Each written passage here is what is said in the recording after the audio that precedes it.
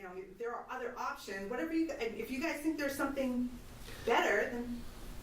There is one thing that's still going on parallel to this, and that was Lisa Kime wrote a letter to Larry Molino to get us back to the, encouraging Larry to say, let's get back to the negotiating table.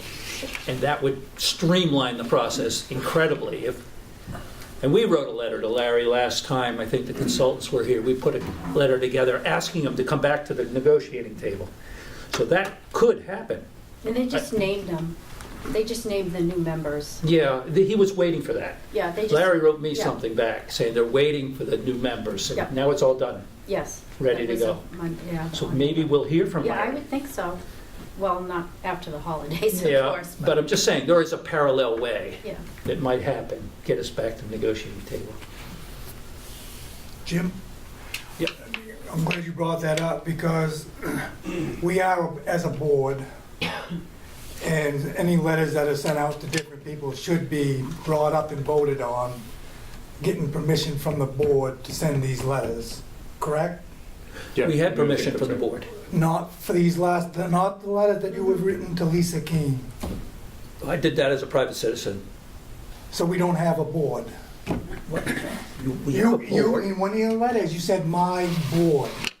Well, So- maybe I shouldn't have said my board. I feel possessive about it. And this is But- what I'm getting at, though, is some things are getting done by one person's, well, we're not doing it as a committee, like a letter that was sent out to voters. I'm sorry, but you two are on the committee. Yes. And that is going to come back and reflect on the other two, that it is the committee. And it's also like you standing up at a public hearing and telling people that whether this refunding formula goes on or not, we're gonna continue with the process of withdrawal committee. Right. That should never happen because you did not have a quorum from the withdrawal committee to say that under the reference of all of I us. said it was my job to keep the withdrawal committee going. That's all I said. My job. And if I failed to do that, I wouldn't be doing my job that I swore to do. So that's the context of that.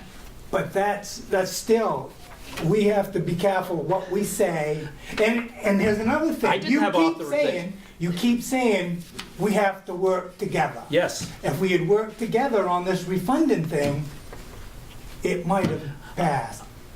You were on the We committee, we maintain could have, you know votes. what, in hindsight, maybe you should have made a motion at a committee level to say to everybody, we are going to stop the withdrawal process if the refunding formula, you didn't make that motion. I didn't hear a motion from anybody to say that.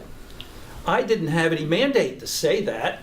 So, I No. mean, it's all our fault, I guess, right? Yes, it very well could be. Could be. But I'm just saying If that's- that things should not be said because people take that for granted that the withdrawal committee is saying that. And unfortunate, but that's not what was intended. Okay. I just think that the committee itself is getting out of hand. We're not meeting, we don't have to meet with the consultants every time to discuss some of this stuff. Yeah, with that, the issue that you're teeing up, I'd just like to speak to because it sort of goes to a concern that I have is, my client, and I think, although Dr. Eastman's not a lawyer, he's not bound by the rules of professional responsibility, I think he would have the same concern. Our client is you, the four of you, and I know that there's differences of opinion on the committee, but we need a clear mandate from you as a committee as to what, we need to make sure that the committee is on board with any actions that we take on your behalf or, advice that we give and so forth. So, so I think it is good to clarify sort of the roles and for people to be careful about, making sure that what we are instructed to do reflects the will of a majority of the committee.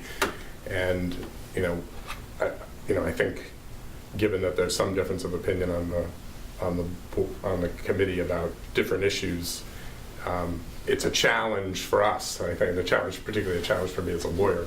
I don't want to get out ahead of my client, and so it's good to have these discussions and make sure that whatever's done.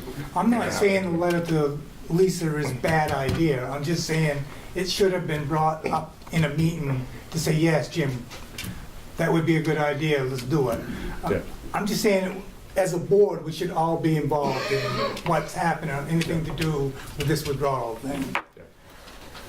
And we shouldn't, and I don't feel that the board should be, whether it's, even I shouldn't write a letter to other people and say just the opposite of what he did, trying to get people to, come and vote to other people, whether they're for or against.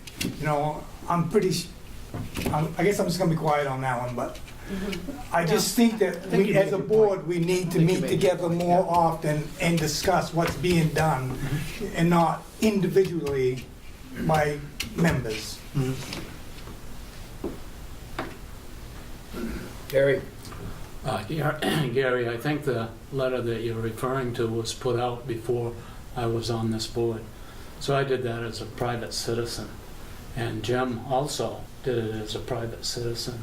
So I don't think there's anything in the law that says that we can't communicate and try to get support for this committee as private citizens. In a way, that's probably true, but as a committee, you're still going out and doing it. It's a pretty gray area, I think, there of getting us all involved and saying things that, as a committee, we may not all agree on. We're not in this to go out and make sure we get people to come vote a certain way that we want to, because I'm sure these letters were not sent to everybody, just a select few that was picked out. We sent out 100 letters, and obviously at 61 cents a letter, we're not going to send it to people we know are against the withdrawal process. So, But it's still, But their votes don't the count? topic is to do their, with what we're... their votes do count, and we want everybody to come. We want, that's one of the reasons that we put in a petition to raise $10,000 that I withdrew this morning. It was because we want an open poll. We want it open for 12 hours for the day so that everyone can come, even those that are absentee, so that they can all vote. We don't want this town run by 45 people. We want it run by every resident in this town. That's our goal. That's my goal, personally.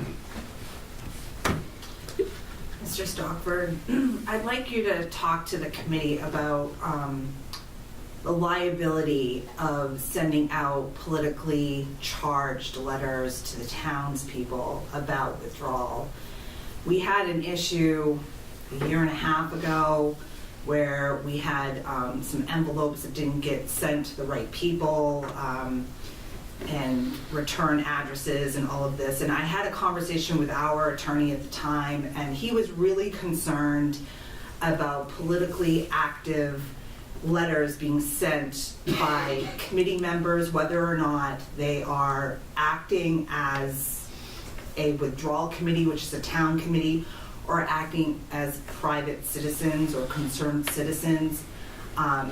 There is protection under the, a PAC, a political action committee, that they don't have.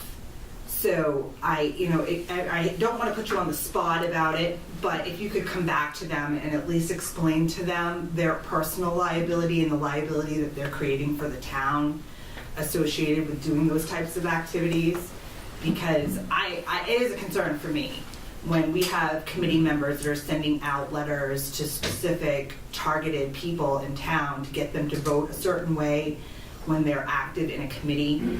It does create some liability to the town, and then even if they're doing it on their own, it's creating a liability to them, and I think that it's a responsibility the town has to inform them what those types of consequences could be for them personally.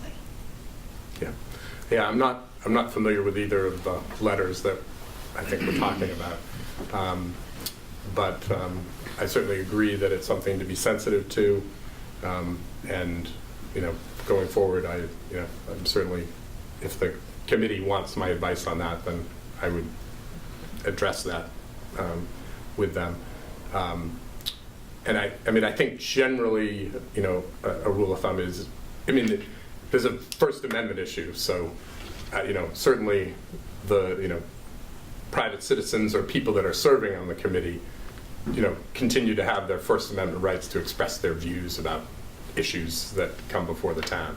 So that is, without knowing sort of the details, I'm reluctant to say, it's inappropriate to do it. I think it all depends on the context. Yeah, and I don't think you're asking me to. I'm not saying it's inappropriate or not. I just want them to be aware of what kind of liability they're putting the town or themselves under.